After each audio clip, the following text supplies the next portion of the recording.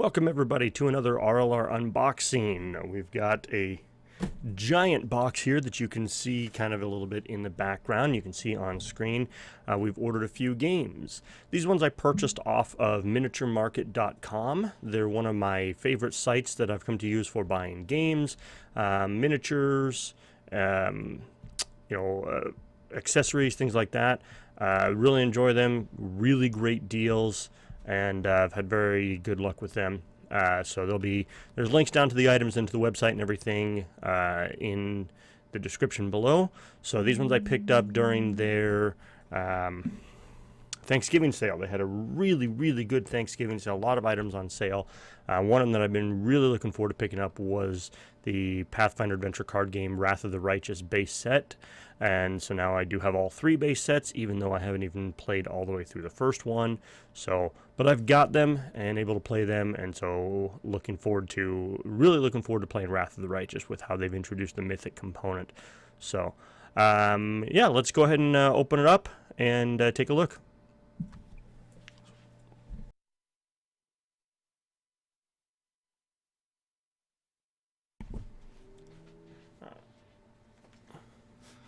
All right, here. So we've got our big giant box of goodies. So I open it up already. I'm going to slide it off to the side. The first thing I actually noticed. So the first one here right on top, King of New York. I actually didn't even realize this when I bought it. That I thought I was buying King of Tokyo, but I'm not. Obviously, it's the same game. It's still made by ILO Games, but it's King of New York. And so it's a little bit different. You play, for control over New York. I've never played King of Tokyo. I saw it on Pathfinder. Actually, I have played it once. I apologize. There was a copy of it at work that I played once. So, but yeah, so it looks interesting just because it's different. I'm sure it has a lot of the same mechanics. It still has the same dice, the energy cubes, and whatnot. But you're just playing in New York. You can see here, it's got Staten Island, Brooklyn, Queens, Manhattan, Bronx, Midtown, Lower Manhattan. Manhattan split up, so completely different. But this one, it's different. Complete game. You do not need King of Tokyo in order to play this game. Excellent. So it says that right there, which is kind of what I figured. But yeah, I was kind of pleasantly surprised when I opened it up and realized that I ordered King of New York and not King of Tokyo. Let's get the glare off of it. So, but yeah, looking forward to playing this. So these are all actually going to end up being Christmas presents for my kids and my family and whatnot. Since I'd already bought them, what the heck? Why not just wrap them up? So the next one I bought. This one's really cool. It's actually two pieces to it. This game was actually backed on Kickstarter, or was created on Kickstarter. It's called Zombie 15 Minutes, or Zombie 15, depending on how you want to do it. 15 Minutes to Survive. And then I also bought the Left Alone solo campaign expansion for it. Boy, that glare is just killing it. So, designed for one player, 15 minutes, obviously. But it's very interesting. I watched some reviews on it on YouTube. I don't remember which channels I was watching, but it looks really cool. It's actually, the game is controlled by, or a very large part of the game is controlled by a CD. So you place the CD in, and it goes through and it plays everything for you. Or it tells you what to do in certain places and things like that. I actually played a game like that. It was a DVD-based video game, or it was a DVD-based board game when I was a kid growing up. I want to say it was called Nightmare, but I don't remember if that was right. But it was a board game, and when you started, you put the DVD in.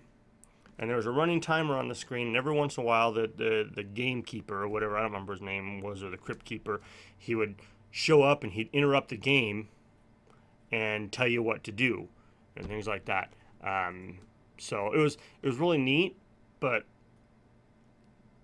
I mean, you knew what was coming after a while. If you played it more than a couple times, you knew it was coming, and you knew when he was going to show up, and you knew what he was going to do and what he was going to say. So you could kind of tailor your game around that a little bit, but. So that's, that was one thing I thought about that would be one drawback with a CD-based game, but, it's an interesting concept. I'd have to look it up, but I'm almost positive it was backed on Kickstarter a while ago. So it's got a lot of minis in it. It's got 100 zombies. It's got 8 heroes here as well. But it looks very, very interesting. 15 to 60 minutes to play, 2 to 4 players, 14 and up. And like I said, we've got the solo campaign as well for playing by yourself. There's an extra couple bucks or something to add on. So I figured, why not? We'll pick it up. So also made by ILO Games. So they've had obviously a lot of very good games and success with them, including King of New York. So decided to take a chance on that one since it was on sale. I watched some reviews. It looked like a fun game. So that's Zombie 15 and the Left Alone solo campaign. So next up, so I didn't put this on the stream. I didn't put this in the title, but our handy dandy card sleeves. Okay. I ordered a dozen. There's 50 in a pack, so 600 total. Because I've said it many times in my videos, if you're going to be playing the Pathfinder card games, you've got to pick up, you've got to sleeve the games. You handle the cards so much, you shuffle them, you're dealing them, there's so much handling of the cards that you really have to sleeve them. It costs a little bit extra. I mean, I think these are about $2.50 a pack or something like that. So I bought a dozen, so it's like $27, $28. The game comes with over 500 cards in the base set, so it's going to take, at least 11 packs to sleeve it. So yeah, I mean, I have some extra now. But you'll just ruin the cards if you don't sleeve them, because there is so much handling of the cards, and it has such high replayability that you really can just play this game over and over and over and over and over again. And if you do, like I said, it'll ruin the cards. So I'd highly recommend sleeving them. For my Pathfinder games, I actually use the Fantasy Flight standard sleeves, the gray pack or gray sleeves, clear, whatever. So this is kind of what it looks like. They're about the same size as what's the one that I'm looking for? The Ultra Pro. They're slightly different. I like to just keep them consistent and have all of my Pathfinder games have the same size sleeve, so that way I'm not it's easy to tell what they are. So just for consistency's sake, I use the Fantasy Flight because when I was at my friendly local game store, they were out of the Ultra Pro when I bought my first set, so I just went with the Fantasy Flight. So they both say standard, but there's a slight difference in the height of the sleeves. So, all right, and the big boy. Toss that down there.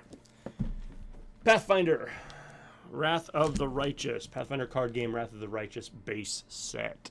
So, this is the third set that Paizo has published for Pathfinder card games, starting with Rise of the Runelords and then Skull and Shackles, now Wrath of the Righteous. They've introduced a new component to this one, with as they have with all of them, with Skulls and Shackles. They introduced the concept of ships. In Wrath of the Righteous, they've introduced the mythic component. Just like they did in the Adventure Path, they've introduced mythic. The way they've done that is, you can possibly see here, is a D20. In most of the card games, or in all of the card games so far, you use D4, 6, 8, 10, and 12.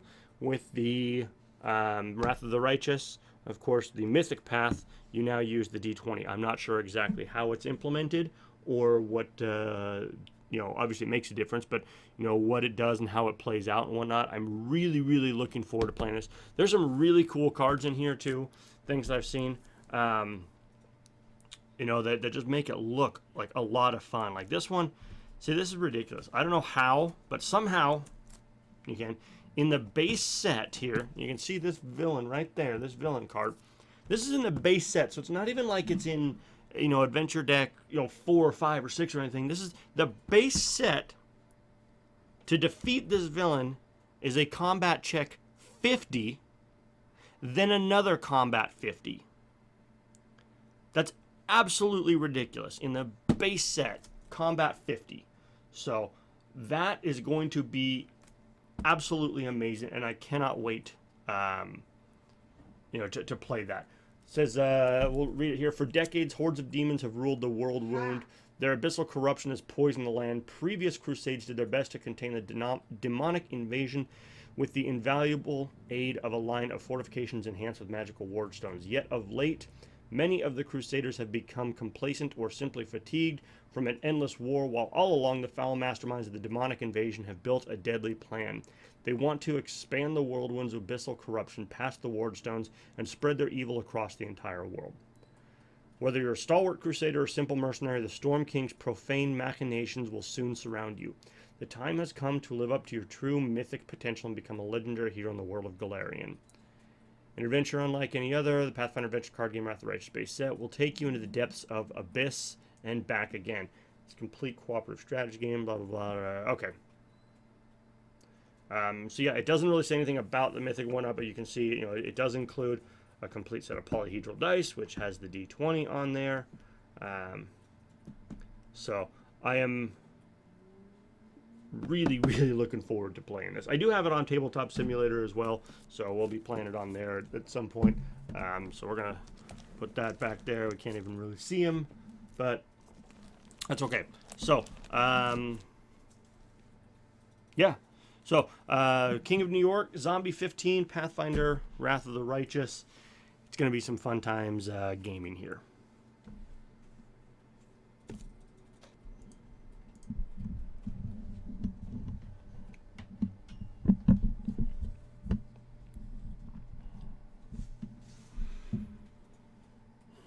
All right, that's going to do it for this episode of RLR Unboxing.